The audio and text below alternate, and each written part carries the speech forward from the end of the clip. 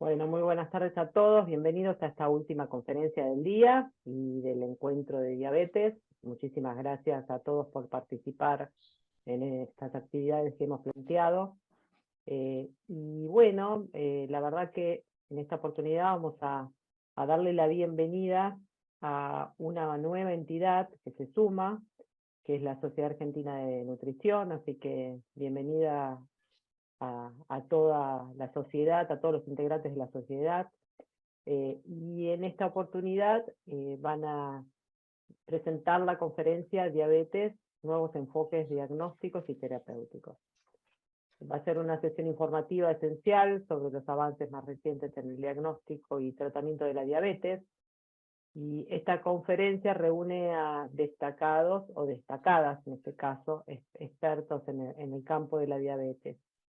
Van a participar la doctora Verónica Koch Damián Pablo, Solange Busay, Marina Luz Margosian y la doctora Eva López González, que es la presidente de la asociación, así que de la sociedad, perdón. Así que bueno, muchísimas gracias a estar presente en esta edición de diabetes que está finalizando con la conferencia de ustedes.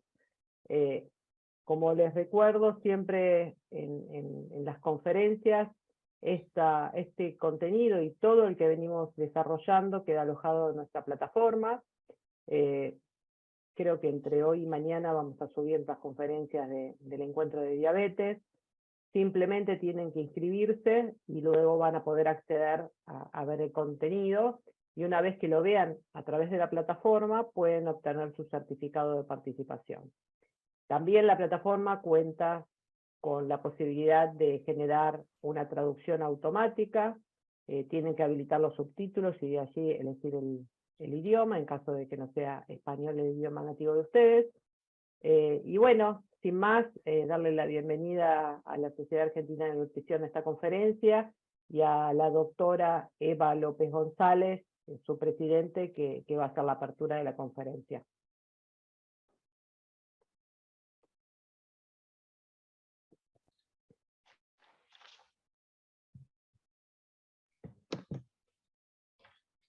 Muchas gracias, Marisa, por la convocatoria. Realmente es muy importante poder compartir con experiencias de personas de otros países en relación a este tema tan relevante como es la diabetes, la epidemia, que hoy, una de las epidemias en las enfermedades crónicas no transmisibles, que hoy es un problema a nivel internacional para los sistemas de salud.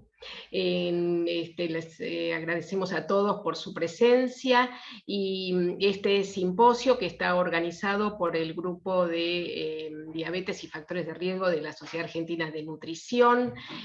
Vamos a abordar los nuevos enfoques diagnósticos y terapéuticos para el abordaje de las personas con diabetes. Nuestra sociedad tiene como objetivo desarrollar y difundir las ciencias de la nutrición para una mejor alimentación y calidad de vida de la población, y en ese sentido tenemos actividades tanto para la comunidad como para el equipo de salud. Y en cuanto a las actividades con el equipo de salud, tenemos ateneos, actividades de reuniones científicas, jornadas. Y en este año en particular tenemos el Congreso Argentino de Nutrición, que se va a realizar del 15 al 18 de noviembre en Mar del Plata, así que esperamos que puedan asistir muchos de ustedes.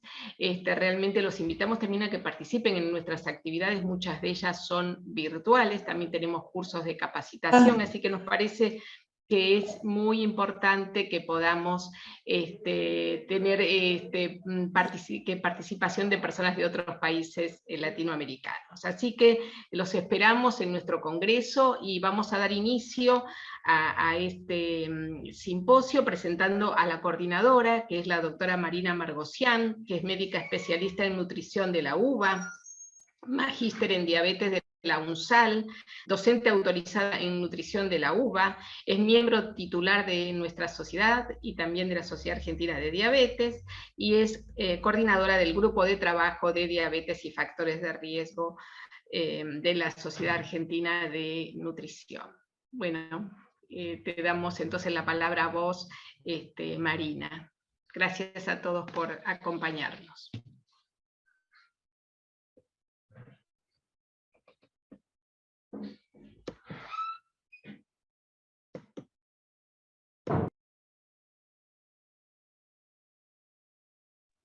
Marina, estás muteada, no se te escucha. Ahí estamos.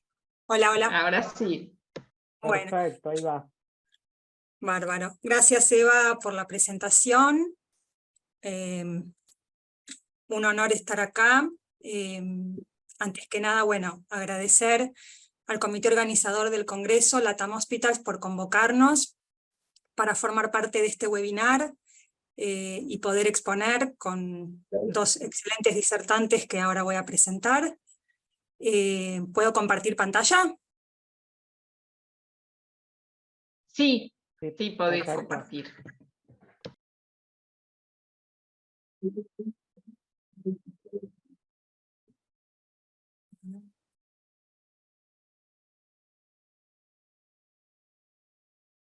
Bien.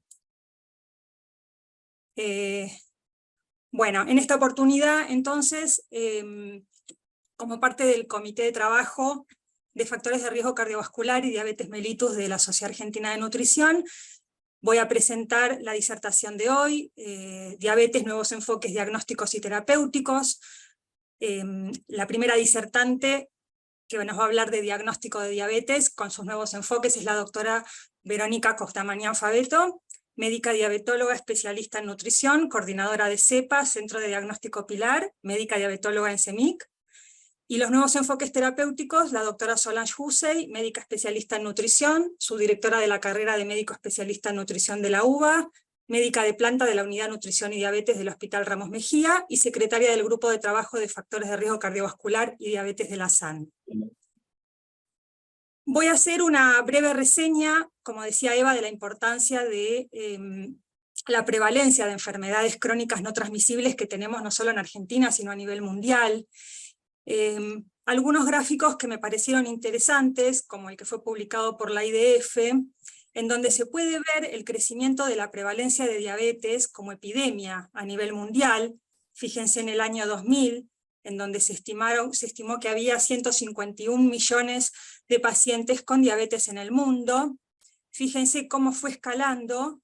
En el 2019 casi se cuadruplica, en el 2021 a 536 millones, ¿sí? Mucho más, por ejemplo, que la población de Estados Unidos, y se estima una incidencia de diabetes en el 2045 de 83 millones de personas con diabetes en el mundo. Se estima entonces 6,7 millones de muertes anuales por diabetes, lo que sería una cada 5 segundos. Esta es un poco la distribución que también hizo la IDF a nivel mundial. Los colores un poco nos grafican mayor o menor prevalencia, como por ejemplo, bueno, en el sur de África, donde hay zonas de menos prevalencia, también infiriendo que hay un subdiagnóstico importante. Zonas como Oriente Medio y Norte de África, donde hay una alta prevalencia, fíjense, del 20% para 2045, y zonas o zonas como Estados Unidos, donde hay una prevalencia de 13-14%, y zonas como Latinoamérica y Argentina, en donde la IDF estimó 9,9% en el 2045, pero como ya vamos a ver, eso es un subdiagnóstico también. Otras estadísticas que podemos... Otras estadísticas importantes: 536 millones de adultos entre 20 y 79 años viven con diabetes, 45% de adultos que viven con diabetes no están diagnosticados. Como dijimos, cada 5 segundos muere una persona por causas relacionadas a la diabetes, el 32% ocurre en menores de 60 años, 4 de cada 5 adultos viven en países de ingresos bajos y medios. Además, se estimó un 16% de adultos con prediabetes. Por otro lado, en lo que es América, América del Sur y Central, 1 de cada 11 adultos vive con diabetes, 1 de cada 3 adultos que vive con diabetes no están diagnosticados, la mayoría están en zonas urbanas y países de ingresos medios, con un alto porcentaje en Brasil, y se estima que 1 de cada 10 argentinos de 18 años o más tiene diabetes, y dado que por varios años permanecen sin síntomas, 4 de cada 10 no conocen su condición. Entonces, ¿por qué? Bueno, ¿por qué aumenta el número de personas con diabetes? Claramente esto es multifactorial, depende mucho del ambiente, factores socioeconómicos, accesibilidad de las personas al sistema de salud, mayor ingesta de calorías, mayor consumo de alimentos procesados y ultraprocesados, el sedentarismo, sobre todo en las grandes urbes donde ya no se camina tanto y se usa mucho más el transporte público. Algunos factores demográficos, el hecho de envejecer y vivir más hace también que nuestro páncreas envejezca y tengamos más casos de diabetes. Como dije antes, la mayor urbanización y por supuesto factores no modificables como la edad y los genéticos.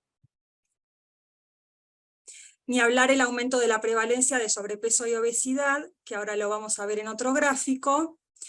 En este gráfico que traje es la última encuesta de factores de riesgo cardiovascular que se hizo en Argentina en el año 2018, y lo que marqué fue en rojo la prevalencia de diabetes estimada en 2005, que era del 8,4%, a la última de 2018 del 12,7%. La prevalencia de hipertensión no se modificó demasiado, sí la de sobrepeso y obesidad, fíjense, obesidad 25,4%, y lo que sí hubo un descenso fue en el consumo de tabaco, del 29,7% al 22,2%. Por otro lado, traje un estudio, el estudio Capture, que se hizo en el año 2019, es un estudio bastante importante sobre enfermedad cardiovascular, que se hizo en 13 países a nivel mundial, incluyendo la Argentina, un estudio internacional transversal, en donde el objetivo primario fue evaluar la prevalencia de enfermedad cardiovascular en pacientes adultos con diabetes tipo 2.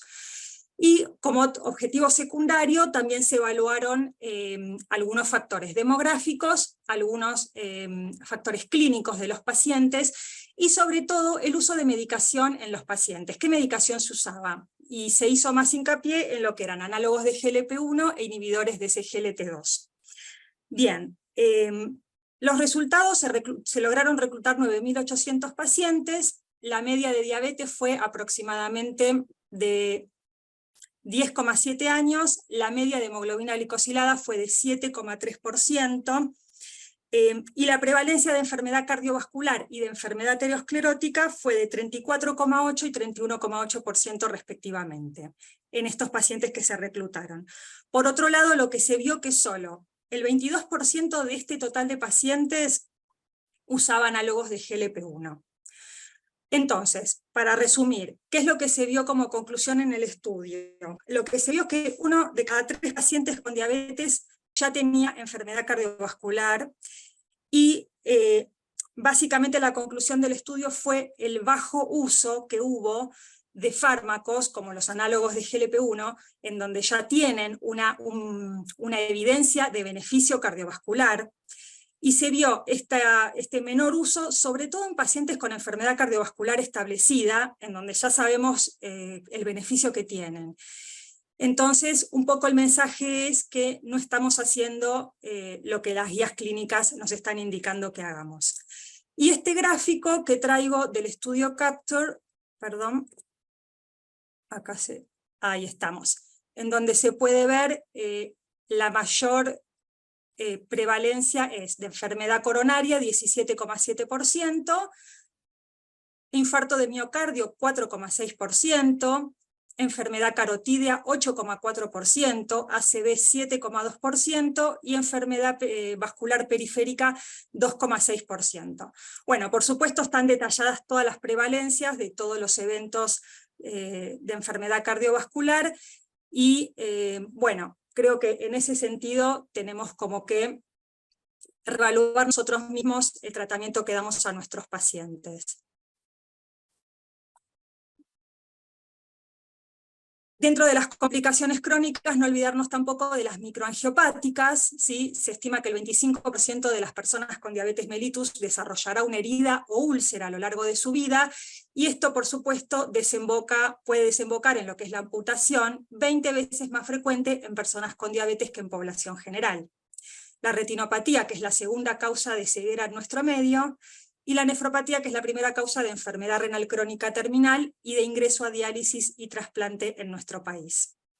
Entonces, como conclusión, el adecuado control glucémico y de los factores de riesgo cardiovascular asociados enlentecen la progresión de las complicaciones microvasculares y reducen las macrovasculares. Entonces, a tener en cuenta, porque la detección, sobre todo tanto de la macro como de la enfermedad microvascular, es sencilla, tenemos estudios diagnósticos y no se nos tiene que pasar el tiempo para poder detectarlo a tiempo.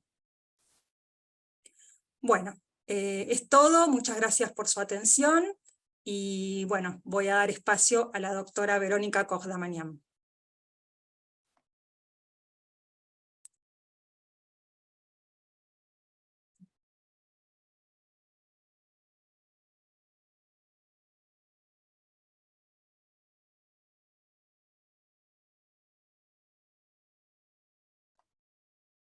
Hola, buenas tardes a todos. Bueno, y acá les voy a vengo para hablarles sobre los nuevos enfoques en diagnóstico de diabetes. No presento conflictos de interés. El retraso en el diagnóstico o un diagnóstico erróneo del tipo de diabetes se debe en parte a las limitaciones en la clasificación actual de diabetes, que nos ofrecen los médicos unas opciones muy limitadas frente a una gran heterogeneidad de la diabetes. Cuando hablamos de clasificación, podemos remontar a la ADA de 1997, en el cual se basaba esta clasificación en 4 factores fundamentales, que era la presencia de anticuerpos, la edad del comienzo de la diabetes, la velocidad con que se deterioraban las células pancreáticas y la insulinoresistencia. En base a eso, la clasificación se dividía en diabetes tipo 1, 1A y 1B, de acuerdo a la capacidad de poder detectar anticuerpos. 1A era el 95%, donde estaban los anticuerpos y había una insulinopenia muy marcada. Diabetes tipo 2, insulinoresistencia y algún grado de deterioro mayor o menor de la secreción de la célula beta. Diabetes gestacional y otros tipos de diabetes. Con el paso de los años y la evaluación y ver diferentes fenotipos de presentación de la diabetes, es que la OMS saca una publicación sobre la clasificación en el 2019 y la publica en el 2021. Y acá aparecen nuevos tipos de diabetes, nuevas clasificaciones. Incluye la diabetes tipo 1 como una sola, no la divide ya en 1A y 1B, refiere que la hepatogenia es la misma para ambas, solamente lo que la diferenciaba es el poder detectar o no en el 100% de los pacientes los anticuerpos. Habla de una clasificación nueva sobre las diabetes tipo híbridas, son las diabetes inmunomediada del adulto, que habitualmente la conocemos a través de ADA como LADA, y la diabetes tipo 2 o con tendencia a la diabetes tipo 2 con tendencia o proclive a la cetosis. También nombra un grupo de diabetes sin clasificar, y acá aclara que esto se debe usar en forma transitoria y que los médicos con el tiempo vamos a tener que colocar al paciente dentro de algún otro tipo del grupo de otra patología de diabetes, dentro de alguna otra clasificación. También habla de diabetes tipo 2, otros tipos de diabetes como la diabetes monogénica, enfermedad del páncreas exócrino, diabetes inducidas por drogas o enfermedades endocrinas. Y también la diabetes detectada en el embarazo. Esta es la nueva clasificación que presentó la OMS en el 2021. En los últimos años se han publicado diferentes estudios que hablan sobre la medicina de precisión y uno ve que en estos estudios hay como nuevas subpoblaciones o nuevos fenotipos. Estos subtipos representan como una superposición entre la diabetes tipo 1 y tipo 2. La gran mayoría incluyen al LADA y la diabetes propensa a la cetosis. Por lo cual, por lo que vemos, la diabetes no es una enfermedad simple y homogénea, sino que está compuesta por varios fenotipos o como múltiples enfermedades. El rasgo en común que tienen es la hiperglucemia.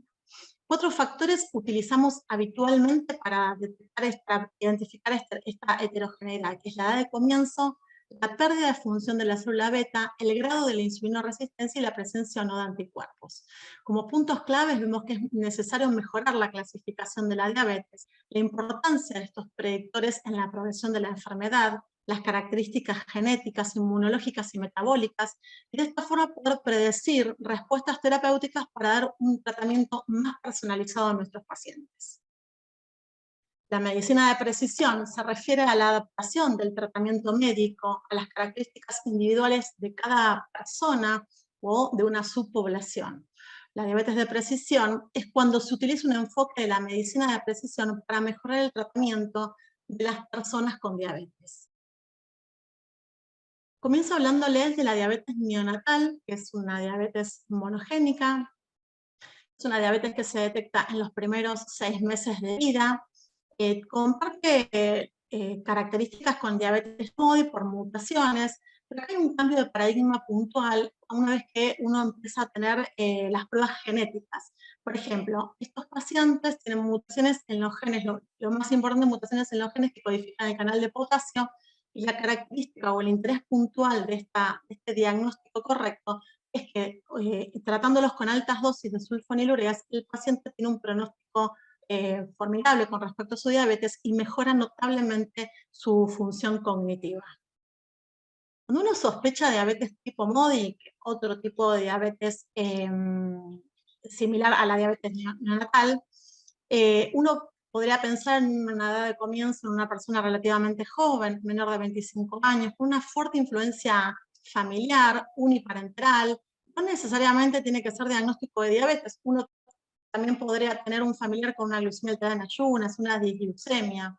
Sí, no tendría que tener estigmas de insulinoresistencia el paciente, con ausencia de autoanticuerpos y un péptido C detectable. Entonces, como un algoritmo diagnóstico que podemos tener frente a una sospecha de este diagnóstico, es pensar en un paciente menor de 25 años que se presenta sin cetosis, sin pérdida de peso, asintomático, que tiene un índice de masa corporal menor de 25 o normopeso o un leve sobrepeso, sería adecuado, al sospecharlo, pedirle anticuerpos, los anticuerpos más prevalentes, podríamos pensar en el GADA y el péptido C. Y ahí vamos a tener 3 variables. Podemos ver que el paciente tiene un péptido C normal o disminuido con anticuerpos positivos y podríamos estar frente a una diabetes mellitus autoinmune. En el caso que el péptido C esté normal o elevado con anticuerpos negativos y síntomas de insulinoresistencia, podemos pensar en una diabetes tipo 2, en una persona con normopeso o algo disminuido su peso. Y en el caso de un índice de masa corporal menor de 25, que tiene un péptido C normal o disminuido, sin anticuerpos, sin signos de insulinoresistencia, podemos pensar en un paciente con MODY y ahí sí tendríamos que solicitar el test genético de MODY. Entonces, acá les quiero compartir una página que es un calculador de MODY. Este calculador de MODY fue desarrollado y diagramado por la Universidad Inglesa de Exeter, en el cual uno carga los datos, el índice de masa corporal, la edad del paciente, si tiene antecedentes familiares, y nos da un porcentaje de posibilidad de nuestro paciente tener MODY o no. Por supuesto que no hace diagnóstico, sino que nos orienta para ver la posibilidad de nuestro paciente si se acerca al diagnóstico de MODY, y en ese caso sí debemos confirmarlo con genética.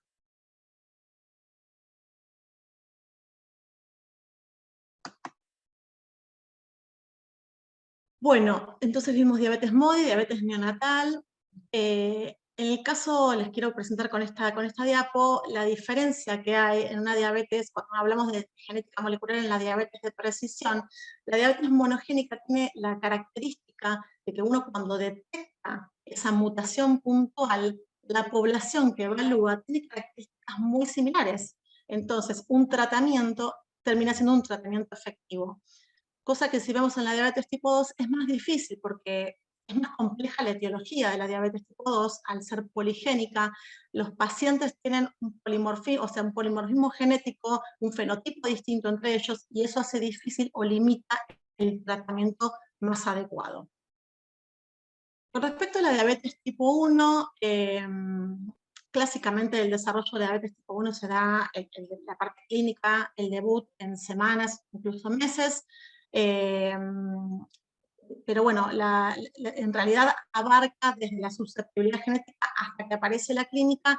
Hay estadios subclínicos que hoy en día toman una ponderante, o sea, una gran importancia, porque se está viendo que en esos estadios subclínicos en el cual el paciente, si bien no tiene síntomas, pero sí hay presencia de anticuerpos y alguna disglucemia en el estadio 2, podría ser foco de tratamiento actual con algún inmunomodulador para poder alterar o retrasar el diagnóstico.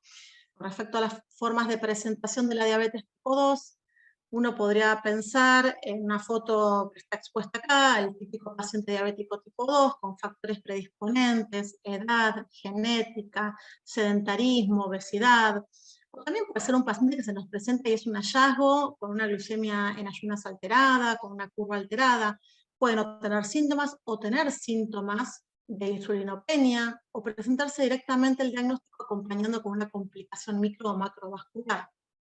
La diabetes tipo 2 tiene fenotipos muy amplios. El grupo de estudio del Dr. Group intentó desarrollar en este artículo que fue publicado en el 2018 una herramienta para ayudar a la clasificación de diabetes que podría proporcionarnos un instrumento poderoso para identificar a las personas con mayor riesgo de complicaciones al diagnóstico y otorgar un tratamiento adecuado.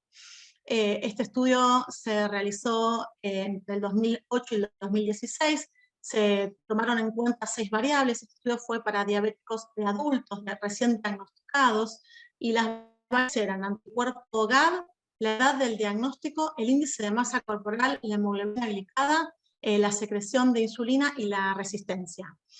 Y se estudiaron a lo largo de estos años si hubo desarrollo de complicaciones y con qué eran tratados estos pacientes. En base a estas 6 variables que les comenté, se agruparon 5 grupos. Si uno ve la clasificación tradicional que uno hace, vemos que habitualmente el diagnóstico que más se lleva el porcentaje es diabetes tipo 2, casi un 94%, no llega a un 6% la diabetes tipo 1, y otras diabetes quedarían entre 1 y un 2%. Pero cuando utilizamos estas variables y agrupamos en estos 5 grupos, el abanico de fenotipo del diabético tipo 2 se abre. Es así que acá se constató, se evidenció que el grupo 1 eran pacientes realmente con una inmunodeficiencia marcada, debutaban muchas veces con una citocidosis, eran pacientes con normopeso, anticuerpos positivos, y lo que sería este subgrupo o clúster número 1 son los diabéticos tipo 1, y para diabéticos tipo 1 o LADA. El clúster 2, si bien tenía anticuerpos negativos, también presentaba una marcada deficiencia de secreción de insulina. Y el grupo 3, 4 y 5 eran más asociados con obesidad, el grupo 3 una obesidad severa, el grupo 5 se relacionaba más con pacientes más añosos, y el grupo 4 había obesidad, pero no tanta insulinoresistencia. En base a estos fenotipos, asociaron estos clústeres con complicaciones y vieron que aquel grupo que tenía secreción alterada de insulina, el tipo 1 y el tipo 2, tenían mayor retinopatía diabética. A su vez, los grupos con mayor obesidad, pero por sobre todo el grupo 3, tenían enfermedad renal. O sea, la enfermedad renal no solo se relaciona con la insulinoresistencia, sino por sobre todo las cosas también con obesidad, y acá se expuso que el grupo 3 tenía mayor riesgo de enfermedad renal crónica. Y las patologías, enfermedad cardiovascular, se relaciona con la gran mayoría relacionados con los grupos que estaban con insulinoresistencia y obesidad. Entonces, uno, una vez que tiene el fenotipo y sabe las complicaciones que estos fenotipos podrían tener a futuro, uno podría pensar o diagramar qué tratamiento sería más adecuado para este fenotipo, de acuerdo a la secreción de insulina y a las complicaciones. Entonces, acá lo que se propuso a aquellos pacientes con déficit de insulina, bueno, el tratamiento más óptimo sería la insulina, en aquellos pacientes con obesidad, podría ser un GLP-1, pero enfocar el tratamiento para que sea óptimo de acuerdo a estos clústeres. En el intento de distinguir estos fenotipos entre diabetes tipo 1 y tipo 2, la OMS llegó a crear estas nuevas categorías que se las denomina formas híbridas, que es la diabetes del adulto inmunomediada de evolución lenta, y la diabetes tipo 2 con tendencia o proclive a la cetosis. Cuando uno sospecha la ADA es en un paciente mayor de 30 años, en adultos jóvenes, generalmente mayor de 30, porque cuando uno ve la inmunidad antes de los 30 es más marcado y generalmente es un debut más como un tipo 1. Lo que caracteriza al ADA es esta enfermedad heterogénea, porque tiene características genéticas y inmunológicas de la diabetes tipo 1, pero tiene muchas características de diabetes tipo 2. El control metabólico, generalmente estos pacientes no requieren insulina de entrada, pueden pasar incluso meses y años sin tratamiento con insulina. El péptido C suele estar bajo o normal y el anticuerpo que predomina es el anti-GAD. La diabetes mellitus con tendencia a la cetosis o proclive a la cetosis generalmente es el caso que presentaron años atrás en estos jóvenes africanos, que identificaba jóvenes africanos, capaz que nuestra población en Sudamérica es distinto, pero lo que sabemos es que la cetoacidosis que se presenta en estos pacientes es secundaria a la glucotoxicidad. Estos pacientes no tienen autoinmunidad y hasta el día de hoy no se reconocen marcadores genéticos. Lo que se sabe es que una vez presentada la cetoacidosis requieren insulina para el tratamiento. Superada esa cetoacidosis, el paciente puede recibir antidiabéticos orales y sabiendo de antemano que el paciente frente a una situación de estrés puede volver a presentar esta complicación y requerir nuevamente insulina. Entonces le propongo pensar a la fisiopatología de la diabetes como una paleta, ¿sí? En donde están los diferentes tipos de diabetes y los grados, los umbrales glucémicos. En el cual podemos ver algunos que son puros exclusivamente de autoinmunidad, por ejemplo, los estadios 1 y 2, o la infanto-juvenil de diabetes tipo 1, o las enfermedades monogénicas, bien puntualmente, pero en general la característica que tiene la diabetes tipo 2 y la tipo 1 es que es una mezcla de todos estos fenotipos. Entonces les propongo como un diagnóstico en estas situaciones tan complejas. En los extremos, por supuesto que es mucho más sencillo el diabético tipo 1, infanto-juvenil, delgado, que debuta con una cetoacidosis y requiere insulina de entrada. Uno ni pediría ahí anticuerpos porque ya el diagnóstico, la clínica, lo tenemos a través de la clínica. En el otro extremo, el adulto, con un síndrome metabólico, sedentario, con antecedentes familiares, uno también ya haría el diagnóstico. El problema se plantea puntualmente en los pacientes más jóvenes, entre 20, 40, 50 años, con un normopeso, que tienen antecedentes personales o familiares de enfermedades autoinmunes. Acá lo que se podría plantear es pedir anticuerpos y péptido C, en el caso que el péptido C sea bajo y anticuerpos positivos, podríamos estar frente a una diabetes mellitus autoinmune. En el caso que no presente anticuerpos y que el péptido C es alto normal y uno sospeche realmente que es un diabético autoinmune, podríamos hacer el score genético para diabetes tipo 1, y si llegara a ser alto este score genético, podríamos estar frente a la diabetes mellitus autoinmune de linfocitos T, en el cual no se constata la autoinmunidad.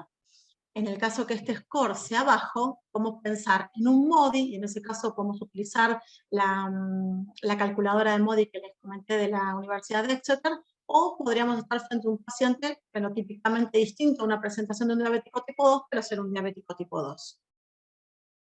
Otra de las clasificaciones que propone la OMS en la última, en la 2021, es diabetes en el embarazo. La diabetes gestacional puede ser diabetes tipo 1, tipo 2 u otros tipos de diabetes, que se diagnostica en el embarazo, con 2 o más glucemias mayor a 100 en cualquier momento del embarazo, o con una normoglucemia en ayunas, pero con una prueba de tolerancia oral a la glucosa mayor o igual a 140 a las 2 horas. Acá les muestro la prevalencia de diabetes gestacional. Este es un trabajo que hizo el Comité de Diabetes Gestacional de la SAD, en la cual expone la prevalencia de, utilizando los dos criterios, ¿no? El criterio ALAD, el criterio internacional, el IADPSG. Vemos que con el IADPSG el riesgo, la prevalencia, el riesgo aumenta un 2.5.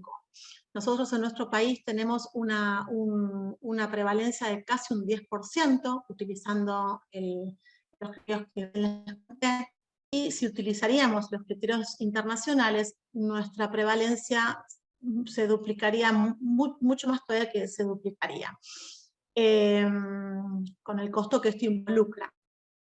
Les quería comentar que el diagnóstico de IADPSG se realiza con una sola glucemia en ayunas, mayor a 92, y vemos que el impacto más alto, el diagnóstico a través de este método se realiza por glucemia en ayunas, mientras que en ALAD el diagnóstico se realiza en su gran mayoría por la glucemia a las 2 horas mayor o igual a 140. Con respecto a los outcomes, tanto maternos como fetales, acá les comparto tanto la cesárea, la hipertensión inducida por el embarazo, como el parto pretérmino, y los outcomes neonatales no arrojaron significativas. Como algoritmo diagnóstico en la diabetes gestacional, pedir a todas las hadas en la primera consulta una glucemia en ayunas, y en base a eso poder diferenciar. Si la glucemia es menor de 100, es normal, y si la persona no tiene otros factores de riesgo, vamos a volver a pedirle una curva en la semana 24 a 28. Si la glucemia en la primera consulta arroja un valor mayor o igual a 200 y la paciente tiene síntomas, ya la diagnosticamos como una diabética pregestacional, después veremos tipo 1, tipo 2 u otro tipo de diabetes. En el caso que la glucemia esté entre 100 y 125 o mayor a 126, le vamos a repetir la glucemia a la semana. Ahí vamos a constatar si esa glucemia sigue estando entre 100 y 125, diagnosticamos diabetes gestacional, y si es mayor a 126, diabetes pregestacional. Una vez que llegamos a la semana 24 a 28, se pide a todas las embarazadas una prueba de tolerancia a la glucosa, valor normal, menor a 100 en ayunas, o menor a 140 a las 2 horas, sin factor de riesgo, descarte diabetes gestacional. Aquella mujer con factor de riesgo, macrosomía en embarazo previo, diabetes gestacional previa, obesidad, antecedentes familiares de primer grado, bueno, podemos retestearla entre la semana 31 a 33. Y si la curva, la prueba de tolerancia en la semana 24-28 me arroja un valor mayor o igual a 140 a las 2 horas, hago diagnóstico de diabetes gestacional. Como comentarios finales, les propongo que pensemos que la diabetes tipo 1 y tipo 2 son enfermedades heterogéneas, de presentaciones clínicas y progresión variable, por lo cual la clasificación es importante para darle un adecuado tratamiento al paciente. La orientación diagnóstica en aquellos escenarios clínicos complejos deberá comenzar con la sospecha clínica. Los elementos bioquímicos, inmunológicos y genéticos serán de ayuda en estas situaciones de mayor complejidad. El mayor conocimiento fisiopatológico de las diferentes formas de diabetes nos ayudará a una mejor clasificación, más precisa, y así poder mejorar el cuidado de las personas con diabetes. Muchas gracias.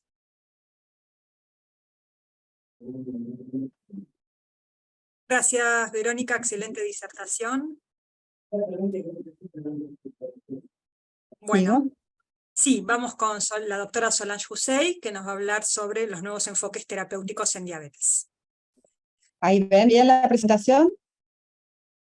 Sí. Perfecto. Bueno, muy bien. Bueno. Te falta colocar en modo presentación. Ahora, perfecto. Bueno, buena tarde, un placer estar compartiendo con ustedes en este congreso LATAM Hospitals, representando a la Sociedad Argentina de Nutrición. Bueno, y el tema que me ocupa es en relación a nuevos enfoques diagnósticos y terapéuticos en diabetes mellitus. Bueno, la diabetes es la enfermedad crónica no transmisible que tiene mayor impacto en la salud cardiovascular. Tiene una prevalencia de 9.3% en la población general, y en mayores de 65 años es más frecuente, aumenta su frecuencia con la edad. En la cuarta encuesta nacional de factores de riesgo de Argentina, la prevalencia por autoinforme fue de 12.7% en 2018, y con un aumento del 34% en relación al 2005. y esto es consecuencia de la obesidad y el sobrepeso que se encuentran en permanente aumento, y que aumentó de 49% en el 2005 al 61% en 2018. Por otro lado, 1 de cada 4 personas desconoce padecer diabetes, y en diabéticos diagnosticados tienen un adecuado control glucémico 1 de cada 2 personas. ¿Cuál es la importancia clínica? Bueno, la enfermedad cardiovascular es la principal causa de morbimortalidad en diabetes. La prevalencia de enfermedad cardiovascular es de 30 a 40% de los afectados. Y la cardiopatía isquémica y la insuficiencia cardíaca son las complicaciones más frecuentes. La persona con diabetes tiene un riesgo de enfermedad cardiovascular aumentado en 2 veces, y tiene entre 2.5 y 5 veces más riesgo de desarrollar insuficiencia cardíaca. Por otra parte, la diabetes sigue siendo la causa más importante de ingreso en diálisis y de amputaciones de etiología no traumática de miembros inferiores, y también es una de las causas más importantes de ceguera en adultos, secundaria a la retinopatía diabética.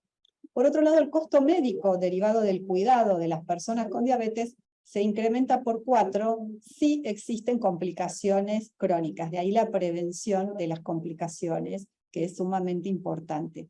Y no menor es el hecho que el resultado de hospitalizaciones por causa cardiovascular multiplica por 6 el costo provocado por otras internaciones de otras causas, no cardiovasculares. La expectativa de vida disminuye significativamente en las personas con diabetes y factores de riesgo cardiovascular.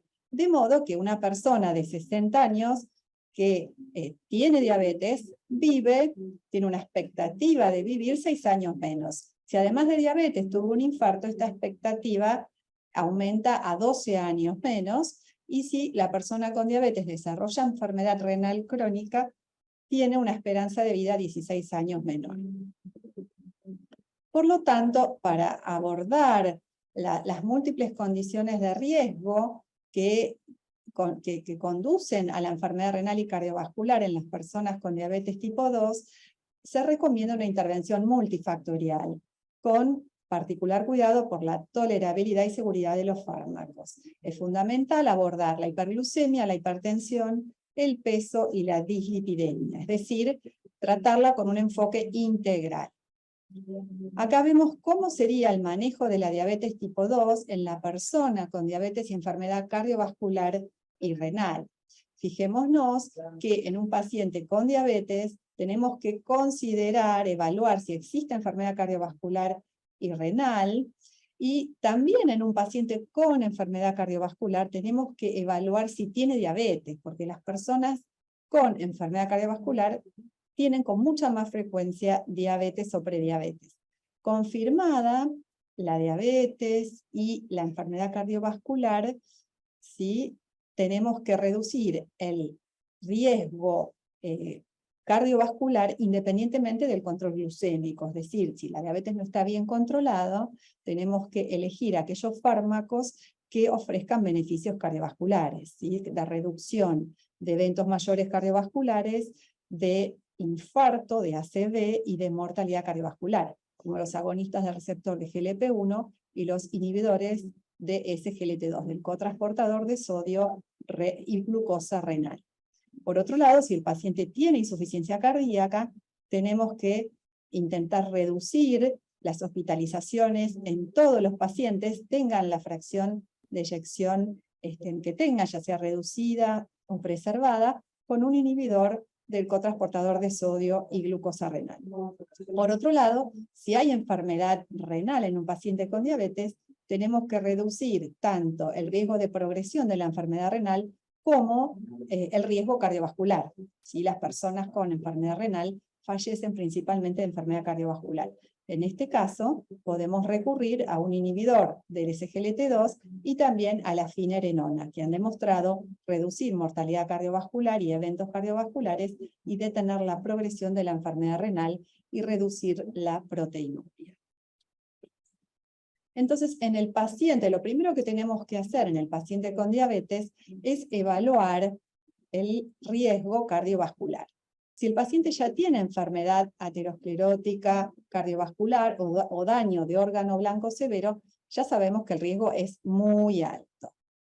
Si no tiene enfermedad cardiovascular o daño de órgano blanco, tenemos que utilizar un score de riesgo, por ejemplo, el score HEARTS de la OPS, que ahora adoptó el Ministerio de Salud de la Nación de Argentina y se va a implementar en la Argentina. Y en base a ese score podemos definir si el riesgo es alto, moderado o bajo. Acá tenemos la calculadora, la CardioCal HEARTS, ¿sí? Donde nosotros podemos ingresar rápidamente los factores de riesgo del paciente y determinar su riesgo de padecer un evento cardiovascular en los próximos 5 años y de mortalidad cardiovascular. ¿Cuáles son las categorías de riesgo cardiovascular? Bueno, el riesgo es muy alto si hay enfermedad cardiovascular clínicamente establecida o daño de órgano blanco severo, o el riesgo, según el score, nos da mayor o igual al 20%. ¿Qué es daño de órgano blanco severo? Un filtrado menor a 45 mililitros por minuto, una tasa de filtrado entre 45 y 59 con microalbuminuria o proteinuria, es decir, una relación albúmina-creatinina mayor de 300 miligramos por gramo, o hay enfermedad microvascular en más de 3 sitios, es decir, hay gran carga de enfermedad microvascular. Por ejemplo, microalbuminuria más retinopatía más neuropatía. El riesgo es alto en pacientes que tienen más de 10 años de enfermedad y más de un factor de riesgo cardiovascular, y el riesgo es moderado en pacientes que tienen poco tiempo de evolución y son jóvenes, por ejemplo, menos de 35 años en diabetes 1, menos de 50 en diabetes 2, menos de 10 años de enfermedad y no tienen factores de riesgo. ¿Qué tenemos que hacer en relación a la meta glucémica? Es decir, si el paciente es joven, recién comienza con la diabetes, no tiene comorbilidades ni complicaciones, tiene una larga expectativa de vida, tenemos que ser muy estrictos en ajustar la meta glucémica menor a 7%, y si podemos menor a 6%, siempre minimizando hipoglucemias, tratando de evitarlas. Y si el paciente tiene una expectativa de vida corta por alguna enfermedad concomitante con la diabetes, tenemos que relajar la meta glucémica, ¿sí? La hemoglobina menor a 8.5%, y no más de eso, porque ya tendríamos un promedio de glucemias mayor a 200 miligramos por decilitro, que eso implica estar hiperosmolar, catabólico y no tener una buena calidad de vida. Siempre hay que dar prioridad a agentes con beneficio cardiorrenal demostrado y con bajo riesgo de hipoglucemia, para tratar de lograr las metas. ¿Qué pasa con la presión arterial? Bien, si el paciente en el consultorio tiene una presión arterial normal alta, es decir, una sistólica entre 130 y 139 milímetros de mercurio o una diastólica entre 85 y 89, tenemos que considerar la posibilidad de que tenga una hipertensión enmascarada. Entonces vamos a solicitarle que se mida la presión arterial en la casa, que haga un monitoreo ambulatorio de la presión arterial o un mapa, ¿sí? Que es el Holter de presión. Si el paciente tiene hipertensión, es decir, un valor mayor o igual a 140/90, tenemos que confirmar el diagnóstico de hipertensión, entonces vamos a volver a tomar la presión arterial en consultas sucesivas, o vamos a pedirle el monitoreo ambulatorio de la presión arterial o también el mapa. ¿Cuáles son las metas de presión arterial en diabetes? Bueno, se recomienda iniciar tratamiento farmacológico cuando la presión en el consultorio es mayor a 140/90. El tratamiento debe ser, por supuesto, individualizado. El objetivo a lograr es menos de 130 en personas con elevado riesgo cardiovascular, pero no menor a 120. En los adultos mayores, el objetivo se encuentra en el rango entre 130 y 139. En relación a la presión arterial diastólica, se recomienda un objetivo menor de 80, pero no menor a 70. ¿Sí? Recordemos que el corazón se perfunde en diástole. Una presión arterial sistólica menor a 130 podríamos considerarla en personas con elevado riesgo cardiovascular, sobre todo con riesgo de ACV, principalmente en aquellos que han tenido eventos isquémicos cerebrales previos, como TIAs, o tienen infartos lacunares en las imágenes. Acá vemos la guía HEARTS de hipertensión arterial, que se van a empezar a implementar en atención primaria próximamente en nuestro país, donde nos muestra a la izquierda cómo se debe hacer una lectura precisa de la presión arterial, a la derecha el riesgo cardiovascular, ¿sí? Algo muy importante, que ya en personas con hipertensión y sin enfermedad cardiovascular establecida y diabetes, vamos a usar rosuvastatina 10 miligramos por día en mayores de 40 años, independientemente del valor de colesterol. Ahora, si ya hay enfermedad cardiovascular establecida, vamos a usar rosuvastatina 20 miligramos o atorvastatina 40, es decir, una estatina de alta intensidad con aspirina. A la derecha vemos el QR de la calculadora de riesgo para poder bajar en los dispositivos celulares. El diagnóstico de hipertensión se hace con valores mayores a 140/90 confirmados en 2 visitas. Ahí tenemos arriba la meta en paciente general y en paciente de alto riesgo, y el protocolo del tratamiento. Esto es muy importante. Se recomienda iniciar tratamiento combinado de la hipertensión arterial, con un ARA2 o con un inhibidor de enzima convertidora de angiotensina asociado a un bloqueante de los canales de calcio, en una toma diaria para mejorar la adherencia, y cada 4 semanas escalar el tratamiento, escalar dosis, es decir, vencer la inercia terapéutica para que el paciente tenga un muy buen control de su presión arterial. También, luego de alcanzar las dosis máximas del ARA2 y del calcio antagonista, se adiciona una tiazida también en una toma diaria. Cuando no responde con 3 o más drogas, se considera hipertensión refractaria y hay que derivar al especialista. Lo mismo de si ocurre enfermedad, algún evento cardiovascular o sospechamos hipertensión secundaria. ¿Qué pasa con el objetivo de LDL colesterol en diabetes? Bueno, vemos, si el paciente es de muy alto riesgo, vamos a intentar lograr la meta de LDL menor a 55 miligramos por decilitro, y de un HDL menor a 85 miligramos por decilitro, con reducción del LDL de al menos un 55% del valor inicial.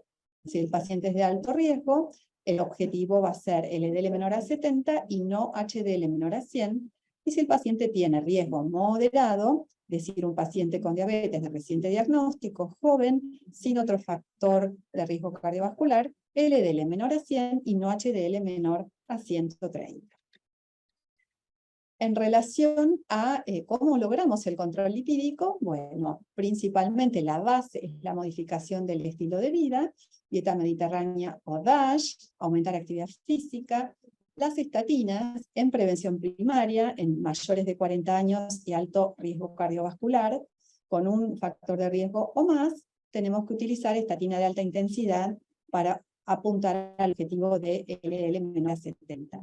En prevención secundaria, vamos también a utilizar una estatina de alta intensidad para reducir el LDL en más del 50% y lograr la meta de un LDL colesterol menor a 55 miligramos por decilitro. Si no logramos la meta, adicionamos ese inhibe o un inhibidor de proproteína convertasa subtilisina quexina tipo 9, un IPCSK9, si no se logra el objetivo con dosis máximas toleradas de estatina. ¿Qué hacemos con otras fracciones lipoproteicas? Si los triglicéridos son mayores o iguales a 500 miligramos por decilitro, vamos a tener que evaluar causas secundarias como hipotiroidismo, enfermedad renal, enfermedad hepática, proteinograma, y tratar con fibratos para reducir el riesgo de pancreatitis. Si las personas con enfermedad cardiovascular tienen el LDL controlado y siguen elevados los triglicéridos, mayores a 135 y hasta 499, tenemos que considerar agregar icosapento de etilo para reducir el riesgo cardiovascular. En este grupo de pacientes, omega 3 en dosis altas, entre 2 y 4 gramos, demostró reducir eventos cardiovasculares y mortalidad. Este es un algoritmo que publicamos en la revista de la Sociedad Argentina de Diabetes con el grupo, y vemos cómo en pacientes tanto sin enfermedad cardiovascular aterosclerótica, con aterosclerosis subclínica o con enfermedad cardiovascular aterosclerótica clínica, tenemos que utilizar estatinas de alta eficacia para lograr los objetivos individualizados al riesgo de cada paciente. Si no logramos el objetivo del LDL, agregamos ezetimibe, y una vez que logramos el objetivo del LDL colesterol, tenemos que considerar lograr el objetivo de no HDL. Acá contamos actualmente con icosapento de etilo, que cuando se publicaron estas guías no lo teníamos disponible. Por otro lado, tenemos en la diabetes un tema muy importante, que es que los mecanismos bioquímicos y moleculares que generan la hiperglucemia y la resistencia a la insulina conducen a una hiperactividad plaquetaria, generación de trombina y formación del tapón plaquetario y hemostático, y hay más resistencia a la fibrinolisis y a la aterotrombosis, a los accidentes de placa. Esto se ve exacerbado con otros factores que no estén bien controlados, como fumar, la hipertensión, la obesidad y la dislipemia. Entonces, este estado procoagulante tiene que ser tenido en cuenta. ¿Qué pasa con la antiagregación con ácido acetilsalicílico? Bueno, tiene su lugar establecido en prevención secundaria cardiovascular, no se recomienda en prevención primaria en personas con riesgo bajo o moderado. Hay un estudio ASCEND con aspirina en prevención primaria en diabetes, que es un ensayo controlado y autorizado de 15.000 pacientes a 7 años, donde se demostró que el riesgo de hemorragia grave fue mayor que el beneficio en reducir eventos cardiovasculares. Por eso, solo en prevención secundaria.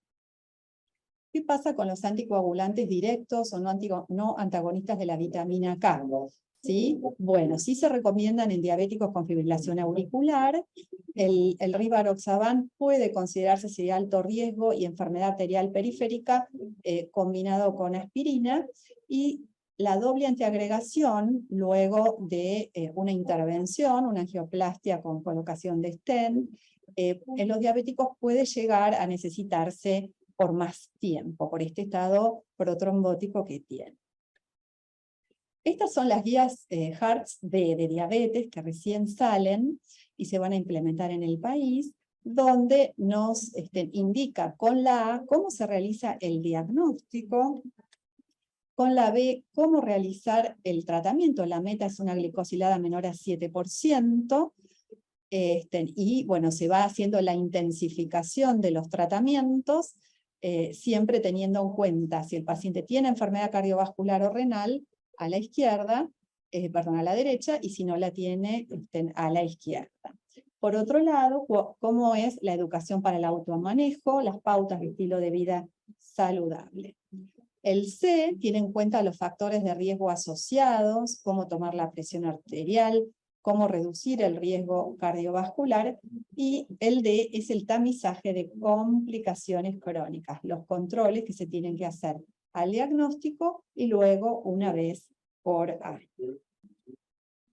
El E habla sobre criterios de derivación oportuna, y el F, cómo deben suministrarse los antidiabéticos. ¿Sí? Si el paciente está en meta, cada 3 meses, y las consultas y los análisis hacerse cada 6 meses, y si está fuera de meta, cada 3 meses hacer consultas, análisis y suministro de medicación. Por último, también la información sobre vacunación. Esta cartilla es muy útil en prevención primaria para hacer una intervención muy efectiva. Acá vemos las guías de tratamiento de la diabetes de la Asociación Americana de Diabetes, y podemos ver cómo arriba de todo, y la base fundamental, la piedra fundamental, es el cambio de estilo de vida, es decir, los hábitos saludables y la alimentación saludable, y también hace, refuerza lo que es la educación para el automanejo y tener en cuenta los determinantes sociales de la salud.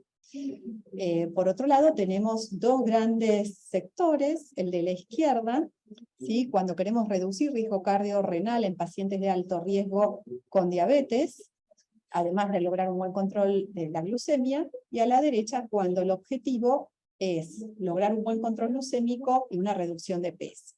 Nos fijamos desde la izquierda que cuando el paciente tiene enfermedad cardiovascular aterosclerótica establecida, ¿sí? Tenemos que seleccionar, además de la metformina, que la metformina es cardioprotectora, es decir, en todos los estudios, los trials, de las nuevas drogas, de los agonistas del receptor de GLP-1 y de los ISGLT2, se agregó estos medicamentos sobre el tratamiento estándar, así que son agregados a metformina, así que bueno, debemos utilizarlos, los agonistas del receptor de GLP-1, hasta lograr el objetivo. Si no lo logramos, adicionar un inhibidor de CGLT2, y agrega algo muy interesante, que es el segundo cartel a la izquierda, que en pacientes con indicadores de alto riesgo, aunque no tengan enfermedad cardiovascular establecida, como ocurrió en el estudio REWIND, que son las personas que nosotros tratamos en la consulta habitualmente, se trata de personas con más de 55 años de edad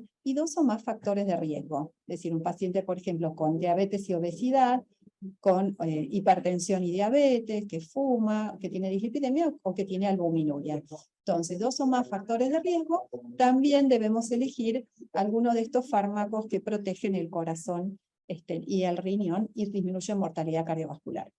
En rojo vemos cuando hay insuficiencia cardíaca, por síntomas, esté la fracción de eyección preservada o no, tenemos que utilizar inhibidores de CGLT2. Por otro lado, cuando hay enfermedad renal, un filtrado menor a 60, hay albuminuria, mayor a 30 miligramos por gramo, y el paciente esté con una dosis máxima tolerada de un IECA o un ARA2, tenemos que elegir para lograr un mejor control, si no logramos la meta, o un ISGLT2 que reduce la progresión de la enfermedad renal y la albuminuria. A la derecha vemos las estrategias de tratamiento con agentes orales, y también nos da idea con distintos colores de la intensidad, o sea, de la eficacia, de la potencia que tiene cada intervención. A la derecha también tenemos las estrategias para lograr y mantener el peso, y partimos desde un programa estructurado para manejo del peso, consideramos la cirugía cardiometabólica y los distintos fármacos que existen para control de la diabetes con reducción de peso, que tenemos de alta efectividad, y también tenemos otros que son neutros o no son tan efectivos. Siempre con el objetivo de lograr la hemoglobina glicosilada menor a 7%. Siempre también pensar, cuando no logramos los objetivos, ¿sí? Es decir, cuáles son los determinantes sociales de la salud, del acceso a la salud, si tiene heladera en la casa, cuáles son las condiciones de vida de la persona y cómo es su estado de ánimo. Y también esto es importante para que nuestro paciente esté bien controlado. Estas son las guías nacionales de Argentina. Entonces, acá nosotros vemos en estas guías 3 grupos de pacientes. Un paciente que recién comienza con la diabetes o recién es detectada su diabetes, donde la hemoglobina glicosilada está elevada hasta en un 1.5% por encima de la meta, entonces iniciamos metformina. Si ya la hemoglobina está muy aumentada, más de 2%, vamos a combinar tratamientos para lograr la meta. Después, cada 3 a 6 meses hay que ir ajustando, sumando otro medicamento, titulando dosis, y no caer en la inercia, ¿no? Siempre hay que continuar. Luego tenemos otro grupo de personas con diabetes que tienen enfermedad cardiovascular establecida, coronaria, cerebral o periférica, y no alcanzan la meta con 1 o 2 agentes.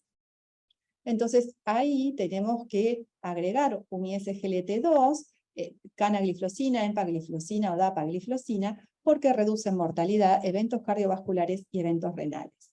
En presencia de obesidad, se recomienda liraglutide, dulaglutide o semaglutide, que reducen eventos cardiovasculares y muertes y reducen la microalbuminuria.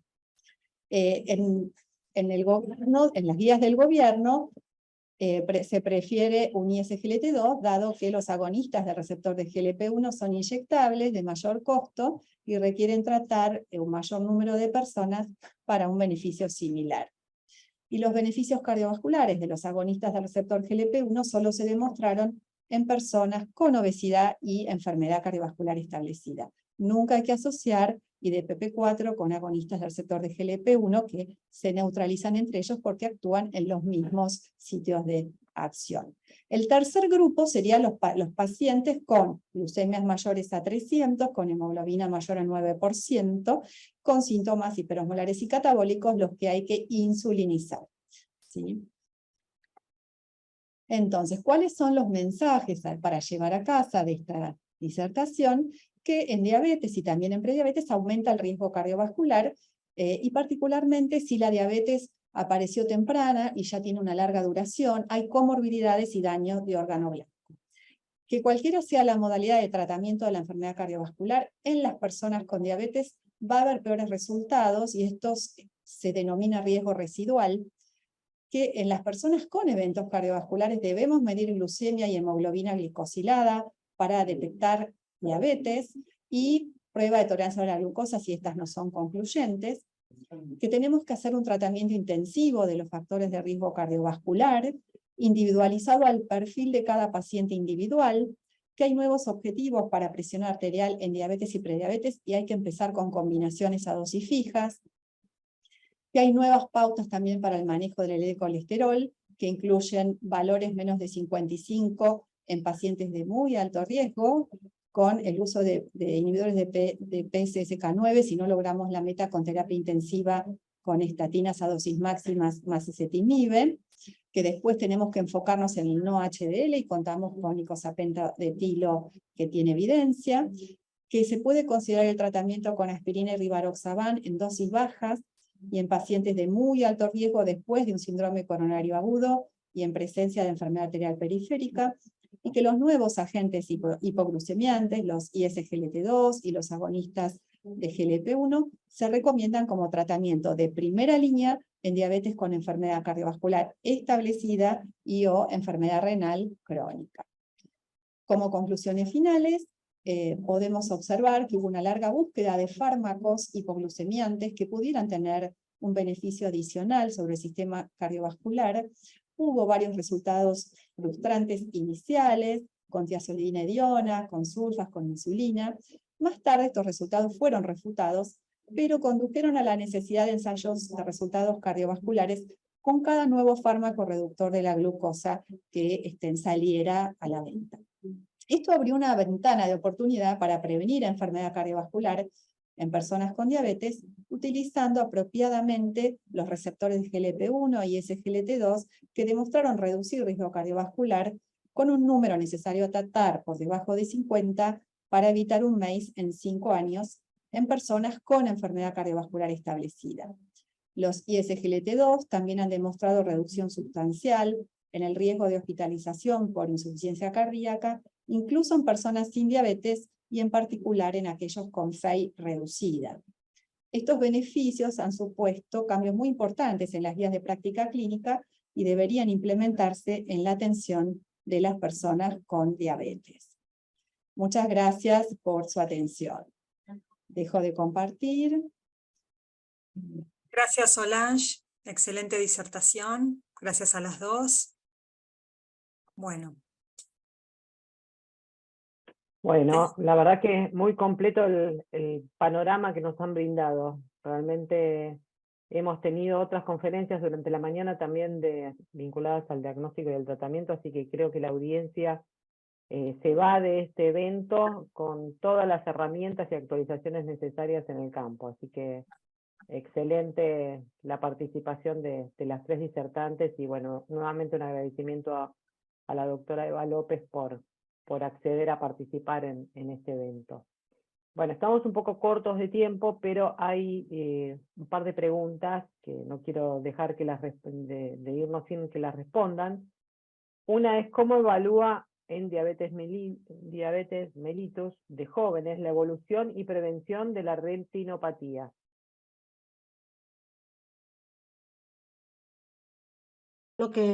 La respuesta es para mí la pregunta. En base al diagnóstico, lo que uno podría pensar en los clústeres que yo ahí mostré, por el factor de riesgo de estos clústeres, es en aquellos pacientes con insulinoresistencia y en los pacientes, sobre todo los grupo 1 y grupo 2, pensar en estos pacientes puntualmente para prevención de la de la microalbuminuria y de la retinopatía. Si es esa la pregunta.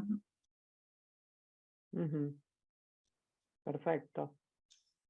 También nos preguntan, para vos, Verónica, dicen diabetes, Sí. actualmente, ¿cuáles son los alcances y limitaciones de la medicina de precisión? A ver, tiene sus limitaciones, la medicina de precisión, lógicamente.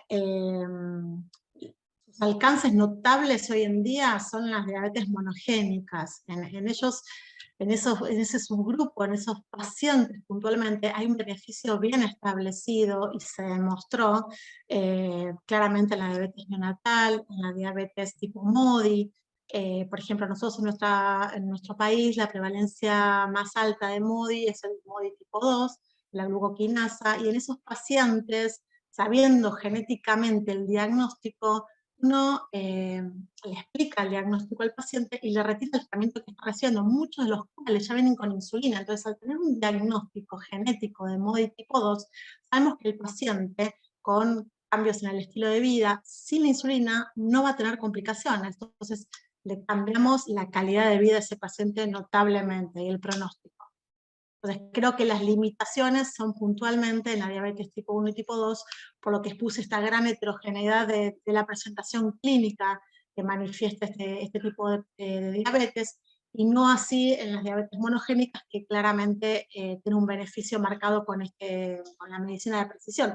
Veremos más adelante si esto se puede extrapolar con nuevos diagnósticos, a lo mejor genéticos, para diabetes tipo 1 y tipo 2, capaz que podemos utilizar esta medicina de precisión en estos grupos poblacionales y alcanzar un tratamiento mucho más óptimo. Excelente. ¿Pensás que en Latinoamérica, digamos, más o menos van todos al mismo ritmo con la medicina de precisión o hay disparidad? No, claramente. Creo que hay una disparidad, es una de las barreras, por supuesto, el costo que esto involucra.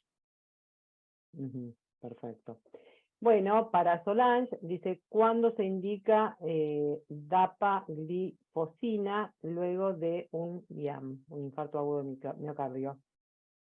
Bien, en realidad, si es un infarto extenso y el paciente queda con insuficiencia cardíaca, ya en la unidad coronaria se comienza con el tratamiento.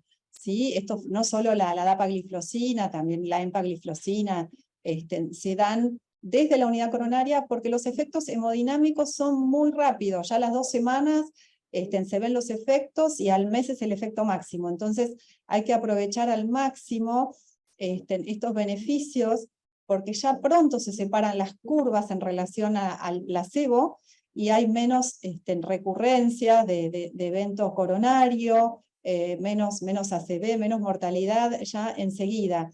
Entonces ya en la misma unidad coronaria, como si fuera una estatina, se empiezan a dar estos fármacos. Excelente. Otra pregunta para vos. Dice, ¿hasta qué filtrado glomerular se indica dapaglifosina y con qué filtrado se suspende? Bien, se puede comenzar hasta un filtrado de 20 mililitros minuto, y si el paciente ya venía con el tratamiento, se suspende cuando ingresa a diálisis, en caso de que sea un paciente con enfermedad renal que está progresando. No se sabe, todavía no hay evidencias, ¿no?, que en diálisis o en trasplantados renales tenga beneficios. Sí, hay algunos ensayos pilotos donde se vio que disminuyen las internaciones por insuficiencia cardíaca en estos pacientes y la mortalidad cardiovascular, pero todavía no hay ensayos grandes a gran escala como para que la evidencia sea robusta. Pero cuando entra a diálisis el paciente, se suspende. Y si es menor el filtrado de 20, no se indica. Bueno, fantástico. Nuevamente les agradezco a las 4 el tiempo que destinaron. Sé que es un horario medio complicado para poder incorporarse un Zoom y tener las tareas habituales más o menos coordinadas. Así que muchísimas gracias a las 4 por estar presentes. Un gusto y bueno, las convocaremos nuevamente para la 4ª edición de Latam Hospital o para la próxima edición de diabetes del año próximo. Muchas gracias, Marisa, Muchas por gracias. invitarnos. Excelente a todas las disertantes, la verdad que un lujo.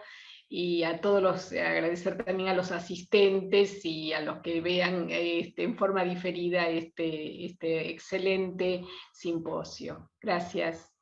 Muy bien. Bueno, Gracias. muchísimas gracias a todos, muchísimas gracias a la audiencia también por haber compartido estos 2 días de actividades con distintas entidades que participaron y tratamos varios temas similares pero desde distintas ópticas, así que muchísimas gracias a todos por participar. Y bueno, les recordamos que todo el contenido del Encuentro Latinoamericano de Diabetes va a quedar alojado en la página, simplemente con registrarse e inscribirse en la conferencia que deseen, pueden tener material grabado. Desde la página web, cuando asisten a la conferencia, pueden obtener el certificado de participación, así que nuevamente gracias. Mañana seguramente va a estar subido todo el contenido de estos 2 días, y los esperamos en la semana del 23 de octubre, que comienza la 4ª edición de Latam Hospitals con temas variados, no solamente diabetes. Es un encuentro interdisciplinario de 4 días con mucho contenido de entidades de referencias, como es el caso de todas las ediciones de Latam Hospitals. Muchas gracias a todos. Que terminen todos Buenas muy bien el tardes. día. Buenas Gracias. tardes. Gracias. Buenas tardes a todos.